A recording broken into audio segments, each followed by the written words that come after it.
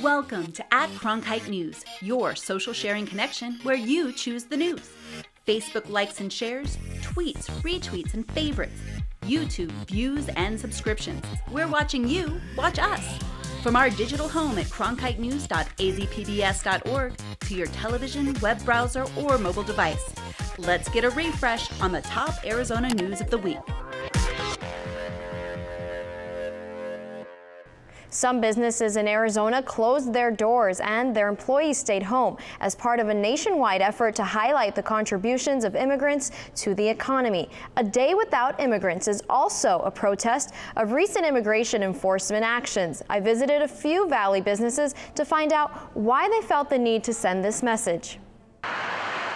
Barrio Cafe closed all 3 of its locations, leaving nothing but this sign on the door, telling people don't work, don't buy, stay home. It's all part of a day without immigrants. Barrio's well-known chef declined an interview because it was important for her to stay home to show support for immigrants. Other Valley businesses also shut down. We're losing money. Our employees also did not work today, but we have to show that we are an economic force. During his 18 years running food trucks, Hernandez has only closed Thanksgiving, Christmas, and New Year's Day. The immigration crackdown hits close to home for his family. My mom was deported 5 years ago, and she was a hardworking person. She's still in Mexico after 5 years and can't come back. But others could not afford to support the boycott by staying home. We spoke to a Valley worker during his lunch break. I have to work because otherwise I won't get paid for the day. I have to work to support my family. Those participating in the Day Without Immigrants hope the president hears their message. Hispanics are hardworking people. A majority of us come here to work. We love this country and we're here not by birth. We are Americans by choice. And several Valley school districts report lower than average attendance rates, but could not confirm whether it's because of the nationwide protest. They did, however, have a number of parents call in to excuse their students due to the protest. The Maricopa County Animal Care and Control Center is striving to stop putting down dogs that already have homes. In 2014, the center euthanized more than 7,000 dogs, but last year that number dropped to about 4,200. Reporter Nicole Gutierrez tells us how the problem isn't just strays. In 2016, the Maricopa County Animal Care and Control Center took in more than 35,000 animals at their 2 intake facilities. Other jurisdictions don't have the shelter space, so all animals in question get redirected to these county shelters, and that's when tough decisions have to be made. Got all these animals coming in, there's no kennels available. What do we do? Melissa Gable says the Maricopa Animal Care and Control Center is an open admission shelter. They have to take any and all animals that show up at their doors. Trying to do is refer to them as lost, because chances are any dog that may be a stray dog is probably a lost dog. The Maricopa County Animal Control Center takes in 100 animals a day, and although they've decreased euthanizing animals, they want to keep the momentum going. 200 to 300 dogs a day getting lost out there. It's a lot. And that's why Cindy Getz, president of Lost Dogs of Arizona, met with the shelter director and community groups in a town hall meeting last week. So that's where we step in. I mean, that's what we do, right? So we can help Maricopa County Animal Care and Control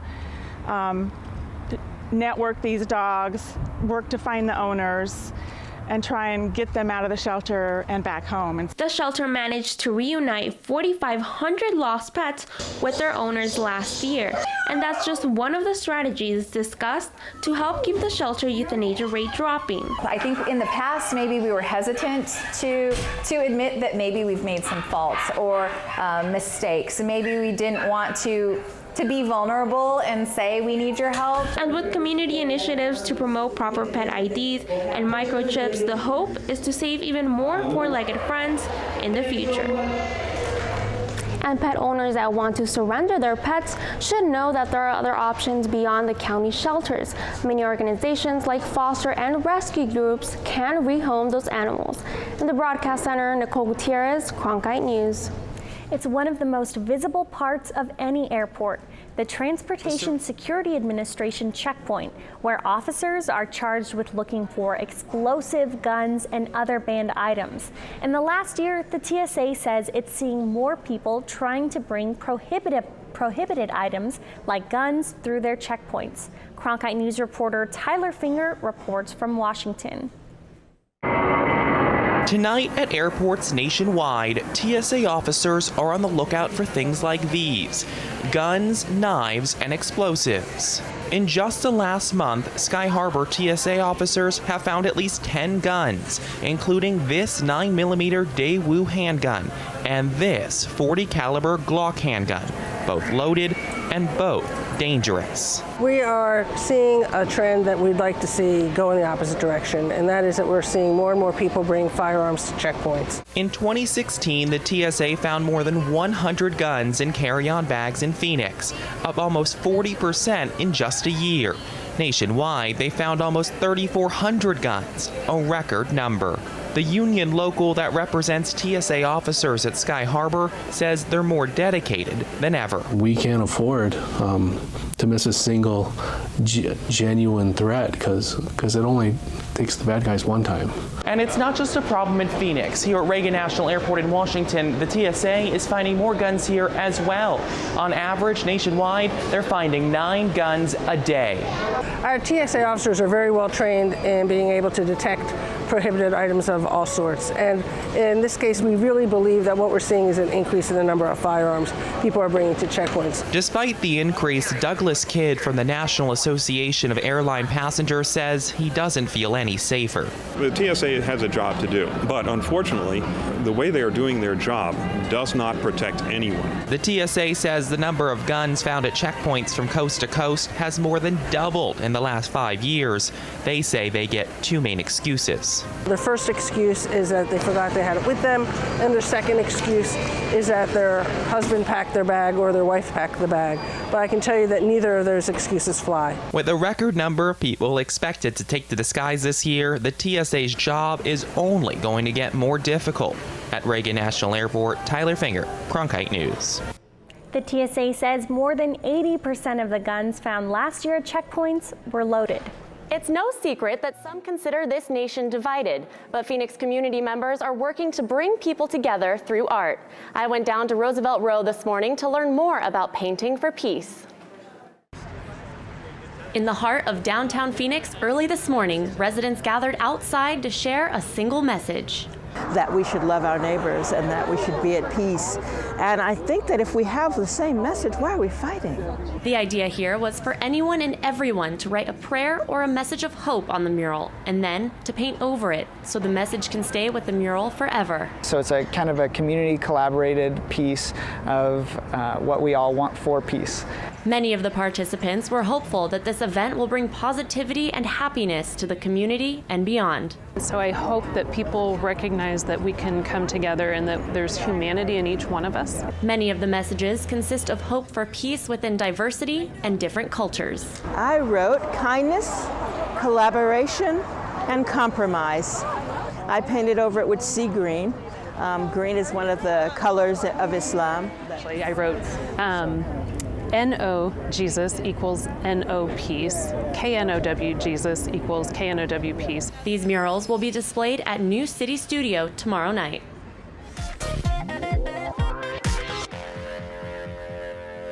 We now know exactly how many people were picked up by Immigrations and Customs Enforcement agents this past week.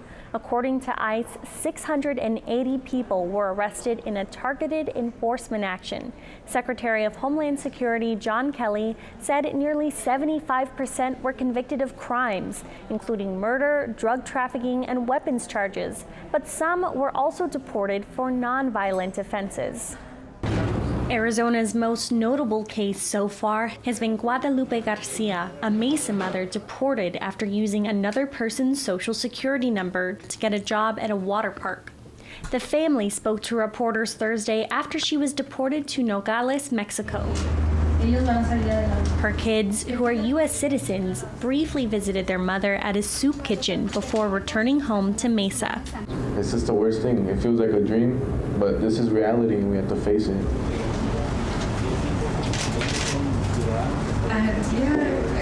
I love her so much, and I'm just more than happy to be here with her. Pastor Sean Carroll is with the Kino Initiative, which helps provide temporary shelter for people who are deported. We see it all the time. We see families being separated regularly. We see families being torn apart constantly. It's an absolute tragedy. Are you affected by Trump's executive order? Do you support the president's policies and want to share why? Cronkite News wants to hear from you. Go to cronkitenews.azpbs.org to fill out our online survey. State water leaders are moving ahead to allow recycled water from your toilet and shower to flow from your water faucet. Reporter Morgan Wheeler explains why this is needed.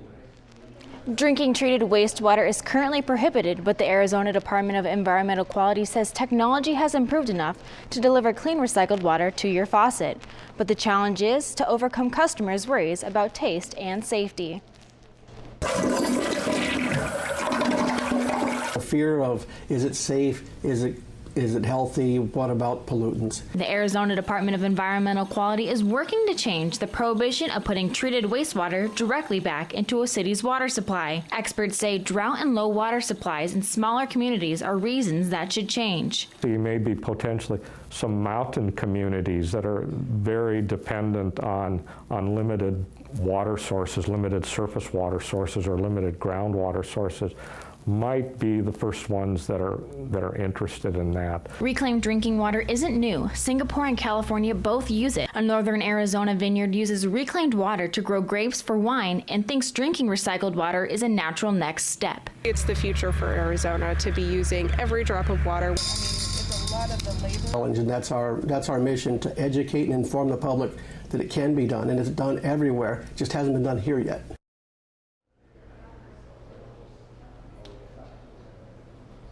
The Arizona Department of Environmental Quality is working on a draft of rules that will be taken to the Governor's Regulator Review Council to get approved. Chad Graff says this water is being tested and should be concluded by the end of this year. In the Broadcast Center, Morgan Wheeler, Cronkite News. Phoenix will not be a sanctuary city after a 7-2 vote yesterday. Cronkite News reporter Lily Altavina covered the hearing last night, and Cronkite reporter Alexa Stucraft explains what happened and what this means going forward. I spoke with Mayor Greg Stanton this morning about where Phoenix stands after last night's vote, and also where he stands on this controversial topic. A citizen's request to designate Phoenix as a sanctuary city was denied last night after heated discussions. This isn't about being mean or being hateful. It's our immigration laws. Can I see everybody that would like for our mayor and our city council to stand, please, now? And be a sanctuary city. There you have it. Thank you very much. The bill violated SB 1070 and put the city at risk of losing millions of dollars in federal funding. The request stemmed from President Donald Trump's executive order on immigration, which eliminated asylum provisions and requires undocumented immigrants to be detained while waiting for court cases. Phoenix residents spoke about their feelings on the vote. I came here legally, and I cannot see why people feel that they can just run into the backyard of your house and expect that you take care of them. Others didn't agree. They're using us as a scapegoat, and what we really need is true leadership from our city council and from our mayor. We need them to stand up and defy and stop collaborating with immigration forces. For Puente, the priority is to continue to protect and organize our communities. Once we have that done, we will continue to push elected officials like the mayor, like the council people, to make sure that our families are safe and not at risk of deportation. Phoenix Mayor Greg Stanton said today that he doesn't want officers to become part of a massive deportation force. We need our officers focused in on crime prevention, solving crimes, building community trust. If we were to engage in a 287G agreement with the Trump administration, that would be just the opposite. It would hurt community trust. Less witnesses and victims would come forward and work with our police department. That would be a very bad thing for the city of Phoenix. Going forward, Stanton will create a subcommittee to focus on President Trump's recent executive order. It will look at improving policing and how to help families that could be affected. Live in the Broadcast Center, Alexa Stucraft, Cronkite News. High school students from across the state spoke out about environmental changes they hope to see from the state legislature. Cronkite News reporter Ashley Holcomb gives us a look at how students took part in today's Environmental Day at the Capitol. 60 students from all over the state gathered at the Arizona State Capitol for Environmental Day. The theme this year, protecting the Arizona we all share. Water conservation and preserving Arizona state parks were just a few of the environmental issues discussed. High school student Anna Rose Moore Almeida shared her concerns about air pollution. big things that affects me, it affects my friends, it affects my family, and it's one of the things that I've always fought for since I started. Sandy Barr of the Arizona Sierra Club believes it is important for these students to speak out and let lawmakers know what changes they want to see in environmental policy. To me, when we don't care for the environment, when we don't address climate change, that's not fair to future generations. And so I think their voices really need to be heard here at the legislature because it's about their future. The students are hopeful that the more they voice their concerns, the more changes will be made. In Phoenix, Ashley Holcomb, Cronkite News. Children as young as 3 are learning both English and Spanish in a dual language program here in the Valley. Cronkite reporter Cassidy McDonald visited the preschool to see how it works. At the Montecito Dual Language Preschool in Osborne School District, preschool teacher Elizabeth Bustillos says students as young as 3 years old can be heard speaking proficiently in 2 languages. They come in and not knowing even buenos dias, but now it's only been a few months. They pick it up pretty quickly. Last year, the Osborne School District was awarded a $720,000 investment by Helios Education Foundation to fund dual language learning research for ages 3 through 5. The partnership also includes ASU and Child's Play. With implementing our dual language program in our preschools, our students are able to build those foundational skills in both English and in Spanish and be prepared for kindergarten in both languages. According to the American Speech Language Hearing Association, students who become bilingual at a young age are better problem solvers, have good listening skills, and better connect with others. Historically, our district has found that students in our dual language program are outperforming their peers that are in an English-only classroom. The students spend the first half of the day taught in English and the second half taught completely in Spanish. They do this using a color system, which teaches them when it's time to switch from English to Espanol. As research indicates, it's so apparent that children learn best a second language and in this particular age group. This is when their brains are developing and they have the opportunity to engage in multiple languages. Bustillo says she feels the program is successful based on the student progress and parent feedback. I hear all the time now they're like, yeah, all they want to do is YouTube channel in Spanish, just in Spanish. They just want songs in Spanish. I hear a lot of positive feedback from parents. And both Helios and ASU hope to study what impact this program will have on the students in the long run. In Phoenix, Cassidy McDonald, Cronkite News. Both ASU and Helios are conducting research in partnership with the Osborne School District launch of their dual language preschool to explore effective methodologies and practices for creating pathways to early grade success and dual language learning professional development for teachers. Teachers all across the state have ideas on how to increase learning in the classroom, some by using technology, others by using different materials like wiggle chairs. But many times, those items are not in the school's budget. McKenna Delgarno shows us how some are finding alternative ways of funding.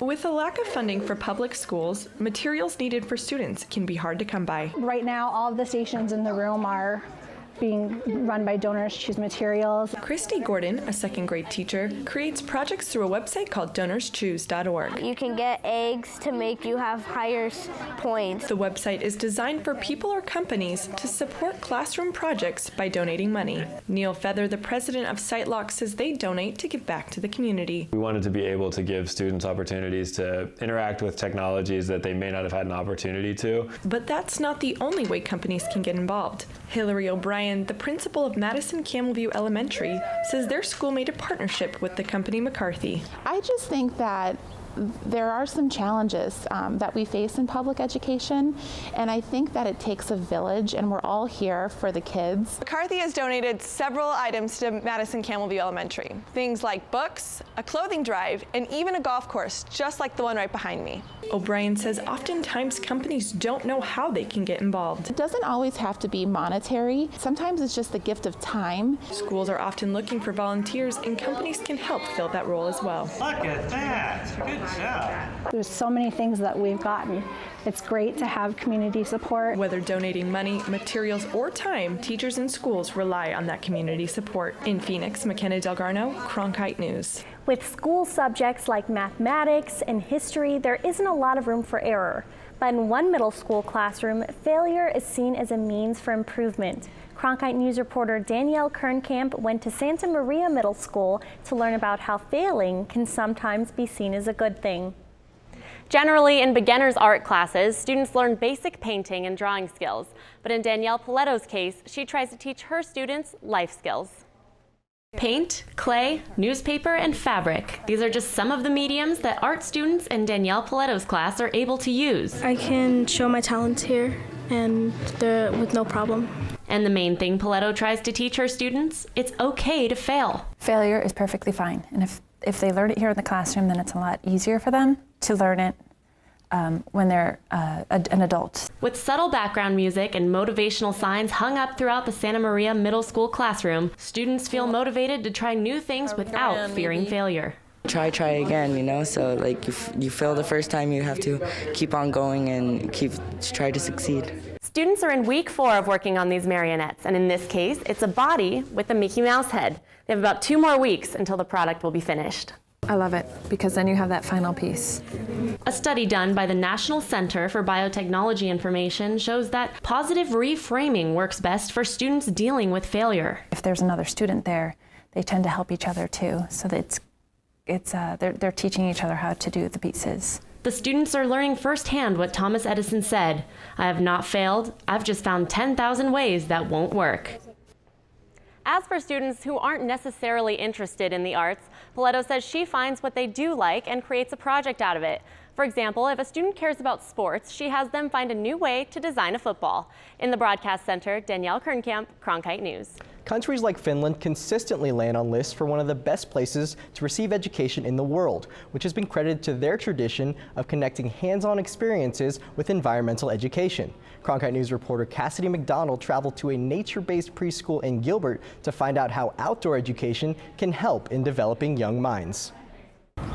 According to Dr. John Ratty, a brain researcher at Harvard University, consistent exercise such as walking can affect the way that your brain is able to focus and deal with stress. For example, here are 2 photos from a report on fitness.gov that shows 20 student brains taking the same test after sitting quietly versus after walking for 20 minutes. This is Greenhouse Montessori. Jennifer Papp is the director of the school in Gilbert and says that being a nature-based preschool puts an emphasis on hands-on learning outdoors. Making sure that they are learning a respect for the earth, creatures, and the sustainability aspect of it. Papp says preschool-age children learn best through hands-on experiences outdoors, like discovering simple machines. They were trying to lift something that was really heavy. Somebody put a shovel under a stump and the other person stepped on it and they said, "It's moving." And I said, "That's a lever. You just discovered a lever." Sarah Tolk is a parent at Greenhouse Montessori. She said she decided to send her children to a nature-based school because she wanted to give them a foundation for how the world and nature work. How we interact with nature. It is going to teach them that we need to care for the earth. We need to care for this great planet of ours. Papp says they teach this through interactive projects. We have a rain barrel, we have gardens, we have a worm farm, compost. However, some psychology experts, such as director of ASU's Child Study Lab, Ann Kupfer, feel that outdoor learning isn't necessarily the biggest key to early childhood development. It's through a notion called embodied cognition. We know now that cognition doesn't just occur in the brain. It also occurs throughout your entire body. Kupfer says that preschool ages 1 through 5 is the time frame when play is extremely important. They don't necessarily have the language development to kind of understand things just through a purely brain cognitive function. It's their bodies that learn. We have to remember that this is a classroom. We do look for opportunities to teach them and expand on what they're discovering. Hands-on seems to be a key component to learning, whether inside or out. In Gilbert, Cassidy McDonald, Cronkite News. Now, here's an @Cronkite News Pick of the Week, a favorite from the Cronkite News staff. When we think of Valentine's Day, we typically think of flowers, chocolate, and stuffed animals. But for APS first responders, they think of bouquets of balloons causing blackouts. Reporter Drew Marine explains how your gift might be more dangerous than lovable. With Valentine's Day comes a warning from APS. Be careful with your balloons. When Mylar balloons come into contact with power lines, they can catch fire, taking out a fuse or breaker. Leader of the APS Public Safety Department, Randy Bowles, says they had an increase in balloon outages last year, leaving more than 55,000 customers in the dark. We want to make sure that people that are, if they're getting their Mylar balloons, that we're not having them release them into the air, that they could get into our power lines. During these incidents, first responder Todd Thompson's main concern is that everyone is out of harm's way. If we have an emergency, of course, my first thing is to make sure the public's safe, everybody else is safe, make sure we don't have anything energized. Bowles says he encourages people to have fun and spend time with their loved ones this Valentine's Day, but to be cautious about where balloons end up. So when you're buying Mylar balloons this Valentine's Day, make sure you're tethering them down and deflating them before you throw them away. A small step to keep the power flowing. In Phoenix, Drew Marine, Cronkite News. Cronkite News tracks your likes, tweets, and shares from all our social sites to bring you this news special at Cronkite News, our weekly refresh. Join the conversation so you choose the news. Like us on Facebook, follow us on Twitter, subscribe to us on YouTube, and log on to cronkitenews.azpbs.org for top Arizona stories anytime.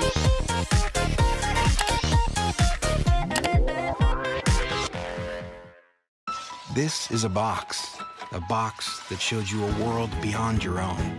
It was just a box, but the world has changed, and so have we. And now the box can be almost any size or shape. And you decide what you want to explore. Anytime, any place. Break out of the box with PBS.